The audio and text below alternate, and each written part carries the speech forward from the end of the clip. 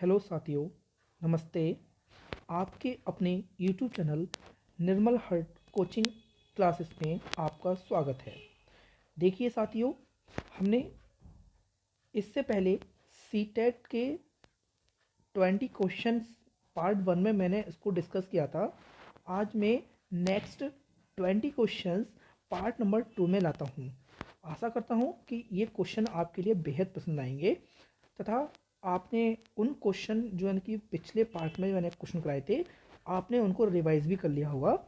चलिए आज के क्वेश्चन देखते हैं कि कैसे कैसे क्वेश्चंस हमारे पार्ट नंबर 2 में आए हैं तथा हमारे एग्ज़ाम में किस प्रकार से आते हैं। देखिए क्वेश्चन नंबर 21, हम करके सीखते हैं किसने कहा था। तो साथियों इसका जो आंसर है, हम करके सीखते हैं, ये किसने कहा था? ये कहा था डॉक्टर मैस ने। साथियों इसका जो आंसर है वो क्या हो गया? डॉक्टर मैस। ठीक है साथियों, क्वेश्चन नंबर हमारा 2 है, एक बालक अपनी एक बालक काली गाय, काला कुत्ता तथा काली वस्तुओं को देखकर डरने लगता है। इस प्रकार के अनुबंधन में निहित है। आपके ऑप्शन है अनुक्रिया समानीकरण, अनुक्रिया अनुबंधन, उद्दीपक समानीकरण। ऑप्शन नंबर डी है उपयुक्त में से कोई नहीं। तो साथियों आपका आंसर हो जाएगा उद्दीपक समानीकरण। ठीक है साथियों, नेक्स्ट क्वेश्चन है हमारा, व्यक्तित्व का सामाजिक अधिगम सिद्धांत किसने दिया था? मैं क्वेश्चन को रिपीट कर देता हूँ, व्यक्तित्व का सामाजिक अधिगम सिद्धांत किसने दिया था? तो साथियों इसका आंसर है बंडूरा और बाल्टर। ठीक है साथियों, इसका आंसर क्या होगा? बंडूरा और बाल्टर। देखते हैं नेक्स्ट क्वेश्चन के लिए, गोलमैन निम्न में से किससे संबंधित है? आपका जो इसका आंसर हो जाएगा संवेगात्मक बुद्धि से। तो गोलमैन निम्न में से किससे संबंधित है? संवेगात्मक बुद्धि। देखते हैं नेक्स्ट क्वेश्चन, निम्न में से कौन सी बाल्यावस्था की एक विशेषता नहीं है? साथियों मैं बात कर रहा हूँ बाल्यावस्था, जो कि बाल्यावस्था की एक विशेषता नहीं है। तो आपके ऑप्शन है अभिवृद्धि में स्थिरता, सामूहिकता की प्रबलता, जिज्ञासा की कमी या समूह में खेलों में सहभागिता। तो आपका ऑप्शन है कि जिज्ञासा की कमी। इसका जो आंसर हो गया जिज्ञासा की कमी। ठीक है साथियों, नेक्स्ट क्वेश्चन हमारा, अधिगम अनुभव और प्रशिक्षण के परिणाम स्वरूप व्यवहार में परिवर्तन है। यह कथन किसके द्वारा कहा गया है? साथियों ये वेरी वेरी इंपॉर्टेंट क्वेश्चन है। यह कथन जो है वो गेट्स व अन्य के द्वारा कहा गया है। तो आपको जो आंसर होगा वो ऑप्शन नंबर 1 बिल्कुल करेक्ट हो जाएगा। ठीक है साथियों, क्वेश्चन नंबर हमारा 27 है कि निम्न में से कौन सा शिक्षण अधिगम का स्तर नहीं है? साथियों आपके ऑप्शन है स्मृति स्तर, अवबोध स्तर, परावर्ती स्तर या दूरवर्ती स्तर। तो आपका आंसर हो जाएगा दूरवर्ती स्तर की दूरवर्ती स्तर। नेक्स्ट क्वेश्चन है हमारा क्वेश्चन नंबर 28, निम्न में से कौन सा फ्लैंडर की अंतःक्रिया विश्लेषण प्रणाली से संबंधित नहीं है? निम्न में से कौन सा फ्लैंडर की अंतःक्रिया विश्लेषण प्रणाली से संबंधित नहीं है? तो जो आपका ठीक आंसर हो जाएगा इसमें अभिभावक कथन। ठीक है साथियों, इसका आंसर क्या आएगा? अभिभावक कथन। देखते हैं नेक्स्ट क्वेश्चन के लिए, निम्न में से कौन सा सृजनात्मक प्रक्रिया से संबंधित नहीं है? तो इसका जो आंसर होगा, आपके ऑप्शन हैं आयोजन, उद्भवन, अभिप्रेरण, प्रबोधन। साथियों इसका जो आंसर है वो है हमारा प्रबोधन। ठीक है, नेक्स्ट क्वेश्चन, स्टैनफोर्ड बिने परीक्षण मापन करता है? साथियों ये वेरी वेरी इंपॉर्टेंट क्वेश्चन है। इन सभी क्वेश्चन को आप बहुत ध्यान से पढ़िएगा कि जो स्टैनफोर्ड बिने परीक्षण वो मापन करता है। वो किसका मापन करता है? स्टैनफोर्ड बिने परीक्षण वो करता है हमारा बुद्धि का। ठीक है साथियों, किसका करता है? बुद्धि का। नेक्स्ट क्वेश्चन है कि विकास के परिणाम स्वरूप नवीन विशेषताएं और नवीन योग्यताएं प्रकट होती हैं, यह कथन दिया था। साथियों इसका जो क्वेश्चन आंसर हो जाएगा वो देता हॉरलॉक ने। ठीक है साथियों, नेक्स्ट क्वेश्चन है पियाजे के संज्ञानात्मक विकास की तृतीय अवस्था निम्न में से कौन सी है? साथियों मैं एक बार रिपीट करता हूं कि पियाजे के संज्ञानात्मक विकास की तृतीय अवस्था निम्न में से कौन सी है? आपका जो इसका जो आंसर हो जाएगा साथियों वो है हमारा मूर्त संक्रियात्मक अवस्था। ठीक है साथियों, क्या इसका आंसर आएगा? मूर्त संक्रियात्मक अवस्था। नेक्स्ट क्वेश्चन, निम्न में से कौन सा विकास का सिद्धांत नहीं है? साथियों क्वेश्चन क्या बोलता है हमारा कि निम्न में से कौन सा विकास का सिद्धांत नहीं है? मित्रों इसका जो आंसर हो जाएगा वो है हमारा अनुकूलित प्रत्यावर्तन का सिद्धांत। जबकि हमारे अगर इसका आंसर हो जाए कि निरंतर, इसमें हमारा इसमें बुझाए कि नहीं है, क्या हो इसमें नहीं है। ठीक है साथियों, तो इसका जो वैसे हमारा जो इसमें निरंतर विकास का सिद्धांत है वो कौन कौन से हैं? निरंतर विकास का सिद्धांत ये भी है, परस्पर संबंध का सिद्धांत ये भी है, समान प्रतिमान का सिद्धांत ये भी है। लेकिन जो इसका जो आंसर है वास्तव में वो क्या माना जाएगा? वो है हमारा अनुकूलित प्रत्यावर्तन का सिद्धांत। ये एक विकास का सिद्धांत नहीं है। ठीक है, चलिए नेक्स्ट क्वेश्चन देखते हैं। मूल प्रवृत्तियों को 14 प्रकार से किसने वर्गीकृत किया है? हमारा इसका क्या है कि मूल प्रवृत्तियों को 14 प्रकार से किसने वर्गीकृत किया है? 14 प्रकार से, 14 प्रकार से किसने वर्गीकृत किया? तो इसका मित्रों इसका जो आंसर होगा वो होगा मैकडूगल ने। किसने किया है? मैकडूगल। देखते साथ ही नेक्स्ट क्वेश्चन,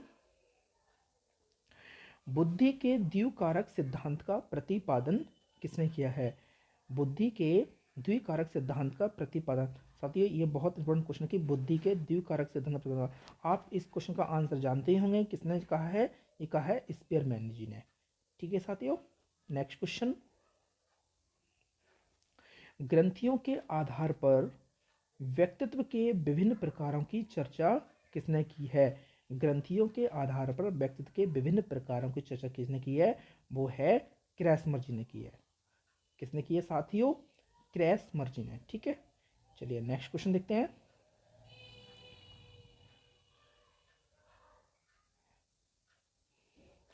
इनमें से किसका नाम सुजनन शास्त्र के पिता से जुड़ा हुआ है?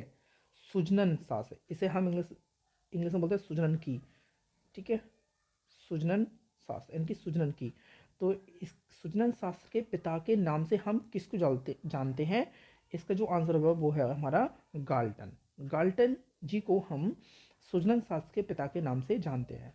देखते हैं नेक्स्ट क्वेश्चन, सीखने के प्रयास एवं भूल के सिद्धांत का प्रतिपादन किसने किया था? सीखने के प्रयास एवं भूल का सिद्धांत, तो आपने जानते हैं ये किसने कहा था? सीखने के प्रयास एवं थॉर्नडाइक जी ने। इनका जो सिद्धांत था थॉर्नडाइक जी का, इन्होंने ही अपने जो सिद्धांत है उसको प्रयास एवं भूल के सिद्धांत के शीर्षक से प्रतिपादन किया था। ठीक है साथियों, नेक्स्ट क्वेश्चन है हमारा कि क्रोध व भय प्रकार हैं। क्रोध व भय प्रकार हैं, तो ये किसका प्रकार है साथियों? ये हमारे संवेग। देखिए आपको मैं बताता हूँ कि जो संवेग होते हैं जैसे कि डर, भय, गुस्सा, प्यार, घृणा, ये सभी हमारे कई तरह के संवेग हैं जो कि एक मनुष्य के अंदर जन्मजात भी हो सकते हैं। ठीक है साथियों, चलिए नेक्स्ट क्वेश्चन देखते हैं। विस्मृति, साथियों ये है, सॉरी, विस्मृति कम करने की उपाय। साथ ही मैं बताता हूँ कि विस्मृति क्या होती है। विस्मृति ये होती है कि हम जल्दी जल्दी किसी भी चीज़ को भूल जाते हैं, यानी कि हम उस चीज़ को सही से रिमेंबर नहीं कर पाते। रिमेंबर यानी कि हमें भूल जाते हैं, ठीक है ना, हम याद नहीं कर पाते। तो इसका जो बेस्ट जो आंसर होगा वो है पाठ की पुनरावृत्ति। सदी क्या होगा इसकी, पाठ की पुनरावृत्ति। यदि हम उसको किसी भी पाठ को जल्दी से जल्दी याद करेंगे या फिर उसको कई बार पुनरावृत्ति करेंगे तो हम उसको नहीं भूल पाएंगे। ठीक है साथियों, देखते हैं नेक्स्ट क्वेश्चन। ये क्वेश्चन नंबर 41 है। क्रिया प्रसूत अनुबंधन सिद्धांत का प्रतिपादन किसने किया था। साथियों, क्रिया प्रसूत अनुबंधन का जो सिद्धांत है वो बी एफ स्किनर जी ने कहा था। किसने कहा था, बी एफ स्किनर। इसका option number D correct answer हो जाएगा। चलिए नेक्स्ट क्वेश्चन देखते हैं। कोहलर निम्न में से किससे संबंधित है। कोहलर निम्न में से किससे संबंधित है, वो है अधिगम के सिद्धांत। इन्होंने लर्निंग, अधिगम का मतलब क्या होता है, अधिगम का मतलब होता है लर्निंग, यानी कि इन्होंने लर्निंग के जो सिद्धांत थे वो इन्होंने दिए थे। ठीक है साथियों, चलिए नेक्स्ट क्वेश्चन देखते हैं। निम्न में से कौन सा अधिगम के पठार का कर्ण नहीं है। अधिगम का पठार, पठार का मतलब होता है अवरोधन। क्या होता है साथियों, अवरोधन। अवरोधन यानी कि किसी भी चीज़ में हम कुछ लर्न करते हैं तो उसमें अवरोध हो जाता है। तो यानी कि इनमें से कौन सा अधिगम के पठार का कारण नहीं है। तो साथियों इसका जो आंसर हो जाएगा ऑप्शन नंबर हमारा बी, यानी कि विद्यालय का असहयोग। जबकि अगर हम जबकि प्रेरणा की सीमा, शारीरिक सीमा या ज्ञान की सीमा, ये किसी भी व्यक्ति को नहीं मिलते हैं तो इससे कोई फर्क नहीं पड़ता है।